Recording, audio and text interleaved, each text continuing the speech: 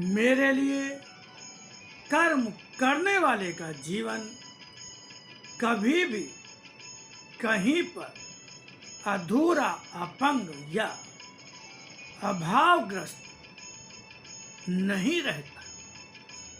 यहाँ पर तुम्हें ऐसा भी लगता होगा कि यथार्थ तो कुछ और ही है, अर्थात जो जितना भी मुझे पूजता है वह उतना ही अधिक कष्ट पाता है, अभावग्रस्त रहता है, रोज नई समस्याएं आती रहती है।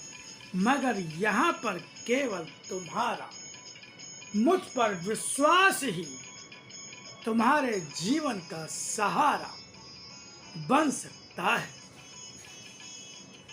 संसार में जीने के लिए जीने के आधार की आवश्यकता होती है। इन आधारों में तुम्हारा विश्वास सांसारिक आधारों पर होता है, जिन्हें तुम ऐश्वर्य और संपन्नता के रूप में जानते हो। मगर ये आधार स्वयं ही कुछ अर्थ में निरर्थक और निराधार होते हैं। कब किसके द्वारा ये समाप्त कर दिए जाएं, यह तुम नहीं जानते। इनकी समाप्ति के लिए बढ़े हुए हाथ उन हाथों को भी काट देते हैं जिन हाथों में वे सधे होते हैं। दूसरे आधार जिनकी बात मैं बता रहा हूं, वे आधार ही वास्तविक आधार हैं, जो सशक्त आधार है, जिन्हें संसार की कोई शक्ति नहीं मिटा सकती है। इन आधारों की शक्ति इसलिए अधिक होती है क्योंकि ये आधार मुझसे अलग नहीं, मैं ही इन सब आधारों का आधार हूं। इसलिए अगर तुम मुझे आधार बना लो, संसार के भी सारे आधार तुम्हारे ही हो जाएंगे। जीवन को घसीटते हुए अपंग की तरह अगर जी भी लिए हो, उस जीने को जीने जैसा तो तुम नहीं मान सकोगे। इसलिए ऐसे जियो जिसे देखकर अन्यों को भी जीने का रास्ता मिल जाए और अनेकों तुम्हें जीते देखकर उन्हीं आधारों को अपना रास्ता बना सके। जीवन को कैसे जियो, यही मैं तुम्हें बता रहा हूं।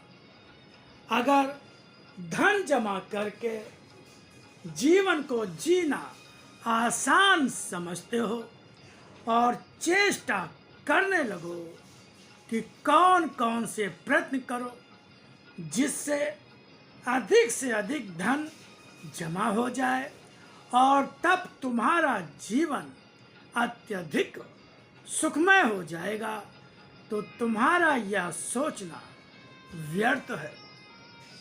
संबंधों को जोड़कर उन्हीं के पीछे भागते हो और समझते हो कि ये आधार तुम्हारे जीवन का सुख बनेंगे। इसलिए सोचते हो कि जीवन को इस तरह जियो जिसमें अधिक से अधिक सुख, ऐश्वर्य और संपन्नता प्राप्त हो सके, तो तुम्हारा यह सोचना भी कभी तुम्हारे जीवन को जीने का रास्ता, सुख और आनंद की प्राप्ति का रास्ता नहीं बन सकेगा। जीवन को जियो आस्था का आधार देकर। जीवन को जियो त्याग भरे कर्मों का संचय लेकर। जीवन को जियो भावना भरे उस विश्वास के साथ जिसमें प्रेम और त्याग हो। मैं तो तुम्हारे जीवन के हर पल से बंधा विश्वास हूं। उस पल को तुमने कभी अनुभवों में प्राप्त के रूप में जाना, कभी संरक्षण के रूप में, कभी सहसा ही जीवन के किसी क्षण के चमत्कार के रूप में। मगर वह पल था मेरी उपस्थिति का ही, और इसीलिए हर अनुभव को मेरी उपस्थिति का ही रूप मानकर उस पल का अर्थ समझो।